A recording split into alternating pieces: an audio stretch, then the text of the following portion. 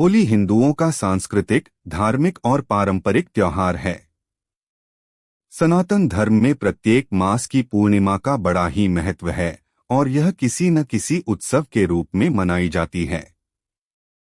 उत्सव के इसी क्रम में होली वसंतोत्सव के रूप में फाल्गुन मास की पूर्णिमा के दिन मनाई जाती है।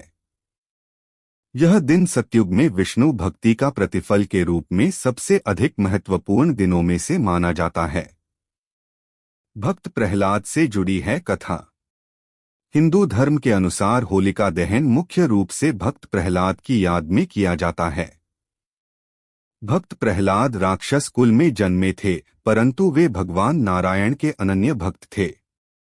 उनके पिता हिरण्यकश्यप को उनकी ईश्वर भक्ति अच्छी नहीं लगती थी, इसलिए हिरण्यकश्यप ने प्रहलाद को अनेकों प्रकार के जघन्य कष्ट दिए। उनकी बुआ होलिका, जिसको ऐसा वस्त्र वरदान में मिला हुआ था जिसको पहनकर आग में बैठने से उसे आग नहीं जला सकती थी, होलिका भक्त प्रहलाद को मारने के लिए वह वस्त्र पहनकर उन्हें गोद में लेकर आग में बैठ गई। भक्त प्रहलाद की विष्णु भक्ति के फलस्वरूप होलिका जल गई और प्रहलाद का बाल भी बाका नहीं हुआ।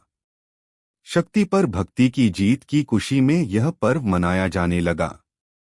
साथ में रंगों का पर्व यह संदेश देता है कि काम, क्रोध, मद, मोह एवं लोभ रूपी दोषों को त्याग कर ईश्वर भक्ति में मन लगाना चाहिए। राधा कृष्ण के पवित्र प्रेम से है संबंध।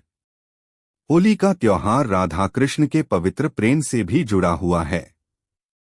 पौराणिक समय में श्री कृष्ण और राधा की बरसाने की होली के साथ ही होली के उत्सव की शुरुआत हुई। आज भी बरसाने और नंदगांव की लट्ठमार होली विश्व विख्यात है। कामदेव की तपस्या। शिवपुराण के अनुसार हिमालय की पुत्री पार्वती शिव से विवाह हेतु कठोर तपस्या कर रही थीं और शिव भी तपस्या में लीन थे।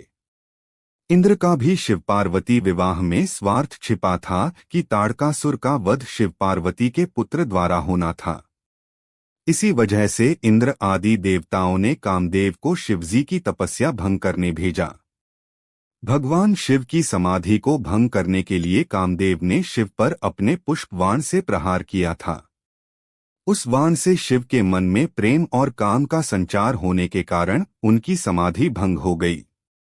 इससे क्रुद्ध होकर शिवजी ने अपना तीसरा नेत्र खोल कामदेव को भस्म कर दिया। शिवजी की तपस्या भंग होने के बाद देवताओं ने शिवजी को पार्वती से विवाह के लिए राजी कर लिया। कामदेव की पत्नी रति को अपने पति के पुनर्जीवन का वरदान और शिवजी का पार्वती से विवाह का प्रस्ताव स्वीकार करने की खुशी में देवताओं ने इस दिन को उत्सव की तरह मनाया। यह दिन फाल्गुन पूर्णिमा का ही दिन था। इस प्रसंग के आधार पर काम की भावना को प्रतीकात्मक रूप से जलाकर सच्चे प्रेम की विजय का उत्सव मनाया जाता है।